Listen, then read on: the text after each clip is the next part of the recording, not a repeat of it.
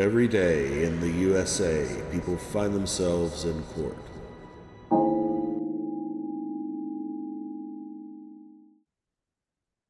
24CR1769 is now called. James Philip Mendoza, that's you, sir? And Mr. Minaldi is representing you. What is our announcement? Just follow the motion for competency evaluation on him. I have a hard time getting through with him, saying the charges that are against him. They I'll have it. nature. Let me see if we've got it in our, files. Mr. Mendoza, have you ever been evaluated for mental health issues? Many times. Okay. But we just got it this morning, Judge. Oh, we just got it this morning? Yes, sir. Let me print it up. Thank you. Sorry, Judge.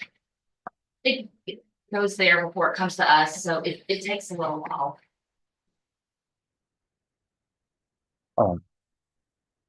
The motion, these motions, too often they're kind of conclusory and they need to be articulated in events that support the basis. And it says, does not feel the defendant can understand the charges. That's your perception. Why do you feel that? Is what needs to, is what I need to know. And it appears at this time he is not competent. Why does it appear that he is not competent? That is what I need to know. Go ahead. But anytime that I speak with him, he seems to have a lot of PTSD related events that interfere with my abilities to communicate with him. I'm never. Do you have a traumatic event that you had to go through? 2005, I witnessed my little sister's murder in Lubbock, Texas. And my dad died 6 months after that. And I'm basically dead on the inside, sir. I don't even care anymore.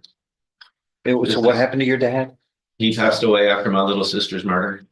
Okay. No. Well, my father passed away too. That's what's natural of life. I mean, it's when our creator decides to, we don't get to have to witness their little sister being stabbed 21 times. Yeah, it's terrible. What happened in that case was somebody caught? Yes. What happened to them? Life with the possibility of parole. Okay, they were convicted of murder. Yes, sir. I had to get on the stand. How old was the child? My little sister was 20. I was 22. She was 20. Well, was there a relationship she had with that person? Or They were married. Yeah. Oh, it was. Okay. All right. So, and that happened when? In 2005. Okay, 20 years ago? Yes, sir. What have you done to get treatment for the I've trauma? been going to Spindletop. I've been doing really well at Spindletop this last 2 years. I completed my phase 2 part over for parole. Yes, sir. I just had 2 more hours of peer support left. I was trying to get my disability check. I was close to getting that. Unemployment from the Beaumont rice mill. I got laid off from there, but they closed that down at the Texas First rice mill. So I've been trying to look for work. So I went to the Workforce Commission to see if I could get my CDL, and they were going to pay for that. This happened.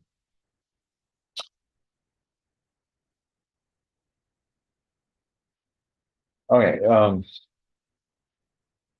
So you understand what you're charged with here, right? Yes, sir. You're not only charged with a 3rd-degree felony of evading arrest or detention, but the indictment also charges you with 2 prior convictions, felony convictions. One, a 3rd-degree felony of DWI, driving while intoxicated, Yes, sir. out of Lubbock County, Texas in 2012. Right. After that was final, then it is alleged in paragraph 3 that you committed the offense of illegal possession of a controlled substance with intent to deliver, a 1st-degree felony, and also out of Lubbock County Court in the 364th District Court there, you were convicted in 2017. Yes, sir. So, Yeah, okay. I was coerced on signing that because he told me Wait. Sorry. Yeah. All I know is you've been convicted of that. Sure. Has that been reversed in any way? Not yet. Until it is lawfully, you can howl at the moon all day long about being coerced or something, but I'm sure they do it the way we do it. Right. 90 plus percent of all cases are disposed of by pleas. Research. We make sure that it's done in a way that that a million people don't come back and say, you know, it wasn't done right. No. I So we've understand. got it handled in a way. And if there is a problem, it's supposed to, if there is a problem, everybody is held accountable. The defendant, the lawyers, the judge, everybody involved with a plea is held accountable to doing their part to ensure that the plea is sacred. It's done right. It's not done incorrectly. It's not done by force or undue influence. And if we didn't do that, then I can guarantee you this would grind to a halt. And the way the overwhelming number of cases are disposed would all be reversed. And so we're all pretty careful about doing that. But you've got 2 prior convictions that until they're proven unauthorized or accomplished incorrectly, they're presumed correct. Yes. What you got is this new case of evading arrest or detention. You say this has something to do with your sister's murder? No, it has to do with getting beat up by 8 policemen in Lubbock, Texas, and I have a live video of them beating out my window. Okay. I mean, I stopped, you're evading sir. this charges you with evading arrest. And when you flee a police officer, then Didn't have any reason to. you know, are you going to interrupt me all day? We're going to be here a long time. Yes, sir. Because this lady right here to my right has to take down everything. When you speak over me, she can't do her job. And then we both get in trouble by the Supreme Court because they say if you interrupt a court reporter and she can't do her job, somebody gets in trouble. So let's don't get in trouble, you or me. So in evading arrests, then you're fleeing from the peace officer, and they're going to turn their lights on and have the siren, and they're going to chase you down until they can get you, unless somehow you can escape, which is rarely done. But and you're saying that when they chased you down, but you're charged with evading arrest. So that is an event that happens before they catch you. When they catch you, the evading arrest ends. They stop. So you're saying for no particular reason, you're being assaulted. But- He's saying that was a past instance. Huh? That was a past No, instance. on this, well, in this case, so what is it about Okay, this case? So there was no other reason you would be fleeing from a police officer except for a past event? sir, I pulled over and I gave him my credentials and they came back clean. He asked me to pull over into the parking lot. When I asked for a speeding ticket, because that's what I got pulled over for, it was for speeding. He didn't give me the ticket or a warning and he asked me to pull over. And when I saw 2 more policemen coming in, I fled because I'm not used to. There's a thing in Lubbock, Texas where people decal their own vehicles and they pull people over. They're called fake police. And Oh, so quite naturally, that happens in Beaumont? I don't know that, sir. Okay, how long were you in I Beaumont? expected a speeding ticket and when he didn't get it, Well, hold on. I didn't know what to Hold do. on. I freaked out. So you're not having it your way. So that's the only reason you would have freaked out then and ran, right? I didn't have the reason to freak out and run. I just did. You did. Okay, there's no other reason, No, sir. right? Is that what you're swearing to? Yes, sir. There's no other reason. You had methamphetamine in the car. You don't think I can read? If I. You had methamphetamine in the car. That They doesn't give give me you a reason to flee? They give me methamphetamines for my ADHD, sir.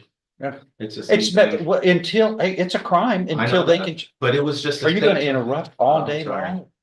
You want us to be doing this at midnight? No, sir, forgive me. See, here's the deal. What I get the event is you like to control the situation on your terms. You don't even know me, but I'm the judge and I've taught you what the rules are and you're breaking the rules. I can understand what must have happened at the scene of the crime. You got methamphetamine in your car. You were fleeing from the police. You didn't even think to bring that up, did you? Until I brought it up. See, oh boy, doesn't that make a lot of sense now that the police had just cause, maybe? You were fleeing, you got methamphetamine in the car, that compounds it to a felony offense of evading arrest from a third-degree felony to a more severe case of illegal possession of methamphetamine. Let me see. What does it say? When you talk to a judge, you need to be fully forthright.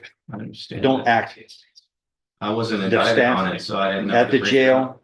the staff locate a clear plastic baggie in your possession. The baggie contains clear crystal substance. Crystal methamphetamine. Wait a second. You are being prescribed crystal meth by a doctor. Who did that? No, I'm taking Wellbutrin right now. Who prescribed you crystal meth? No, No one. No one would. no, sir. All right.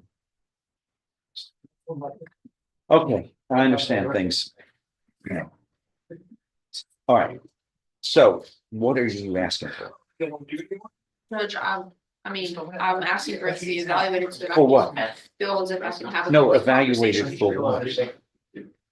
Mental health issues, Judge. I can't have a conversation with them without hearing I can't have a conversation with them to get down to the root of what his potential options are proceeding in this case. And I'm having trouble with that communication. So if there's another avenue that I would explore or can explore, then I'm. Well, I mean, you just saw what happened in the dialogue I had with him.